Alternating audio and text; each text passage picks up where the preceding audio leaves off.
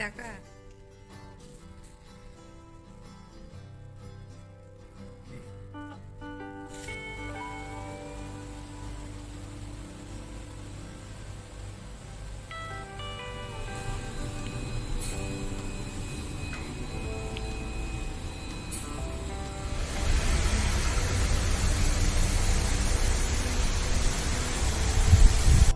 Hi friends, life of সদীপের চ্যানেলে তোমাদেরকে আরো একবার স্বাগত। আশা করি তোমরা সকলেই ভালো আছো আর আমরাও ভালো আছি। আর দেখেছো, ঘুম থেকে উঠে জানালা খুলেই দেখছি বৃষ্টি পড়ছে। বেলজিয়ামে এই একটাই প্রবলেম, রোজই হয় মেঘলা আকাশ না তো বৃষ্টি। যাই হোক, কি আর করা যাবে।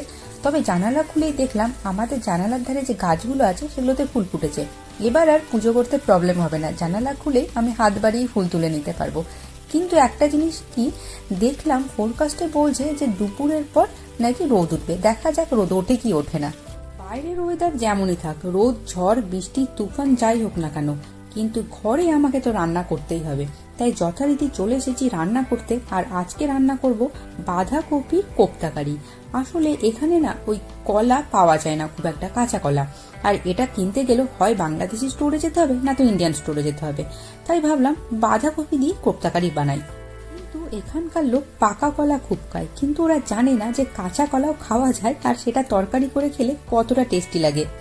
যাই হোক না কেন, আমি এখানে বাঁধাকপির কোপ্তাকারি করার জন্য বাঁধাকপিটাকে একটু ভাপিয়ে নিয়েছি, তারপরে এটাকে ব্লেন্ড করে নিয়েছি। এবার আমি এখানে দিচ্ছি বেসন, তারপরে হলুদ গুঁড়ো, লঙ্কা গুঁড়ো, কর্নফ্লেক্স। এই কর্নফ্লেক্সটা আমরা সকালবেলা খাবার জন্য নিয়ে এসেছিলাম, তবে ভালো লাগেনি খেতে, রাখাই ছিল। এবার এটাকে কি করি, আমি এইসব বড়া বানানোর জন্য রেখে দিই, কারণ এটা ব্রেড ক্রাম্বসের বেশ ভালো কাজ করে।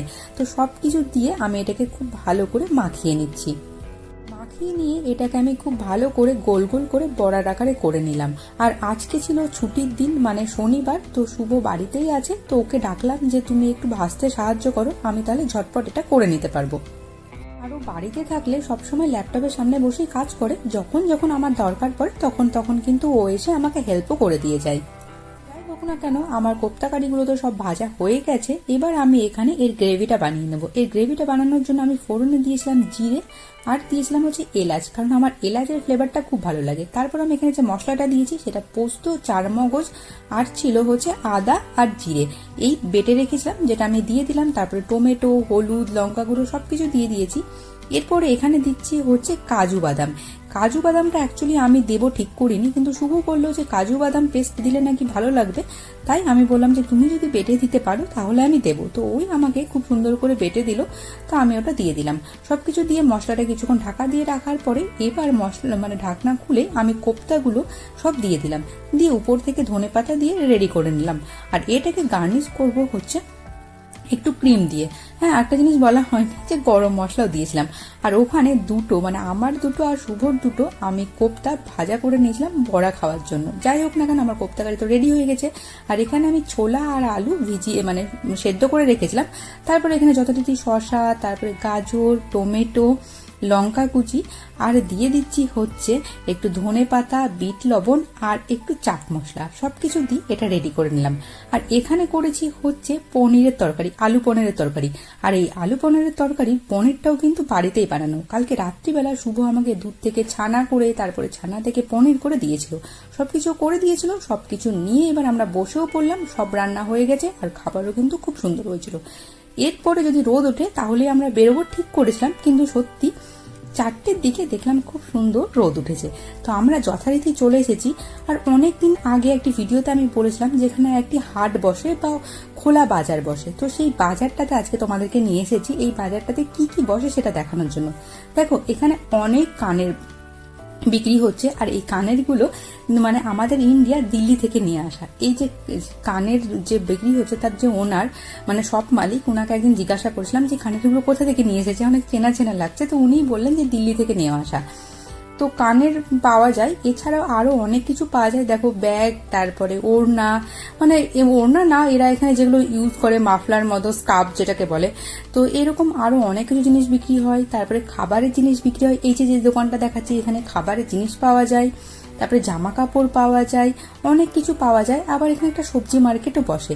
তবে এখানকার বৈশিষ্ট্য হচ্ছে এই যে সবজি মার্কেটগুলো, এই মার্কেটগুলো কিন্তু মলে যে আমরা সুপার মার্কেট থেকে যে সবজি মার্কেট জিনিসগুলো কিনি, সবজিগুলো, তার থেকে কিন্তু দামটা একটু বেশি। কারণ এদের নিজস্ব বাগান আছে, বাগান বলতে পারো বা জমি, যেখানে আমরা চাষবাস করি। তো ইনারা নিজেরা চাষ করে সেই জিনিসগুলো নিয়ে এসে বিক্রি করে, তো প্রচন্ড ফ্রেশ, হয়তো মাঠ থেকে তুলেই নিয়ে আসলো। সেই কারণে এখানকার জিনিসগুলো তুলনামূলকভাবে সুপার মার্কেট থেকে একটু দামটা বেশি। তো যাই হোক, আমাদের তো মার্কেটটা ঘোরা হয়ে গেল। এবার যাচ্ছি শুভর ল্যাবে। ও বলেছে ওর নাকি ল্যাবে একটু কাজ আছে, তো ও ল্যাব যাবে।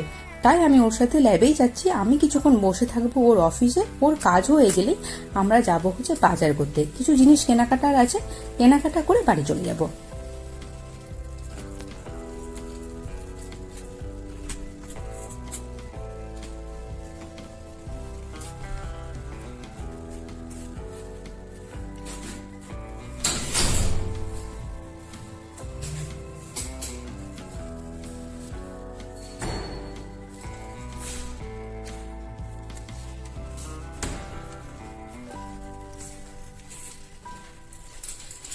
এসেছি শুভর ল্যাবে। আর এটা হচ্ছে শুভদের ল্যাবের ড্রয়িং রুম, যেখানে ওরা বসে হয়তো গল্প করে, আড্ডা মারে। কাজ তো সবসময় করবে না, একটু তো ব্রেকও নিতে হবে, তাই না? চা কফি কিছু তো খাওয়া প্রয়োজন।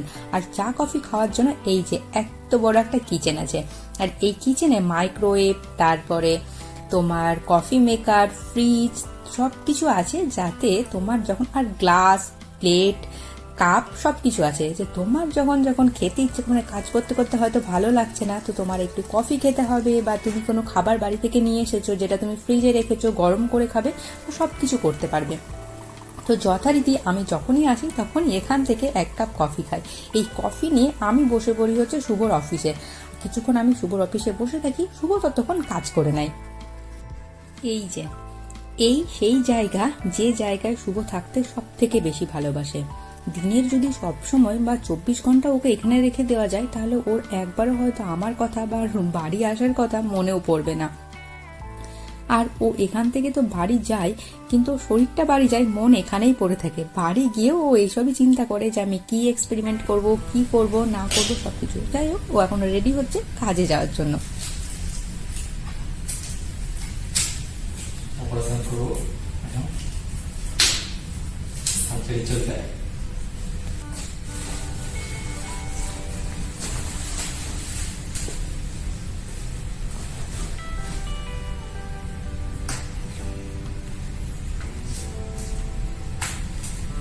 কি টাকা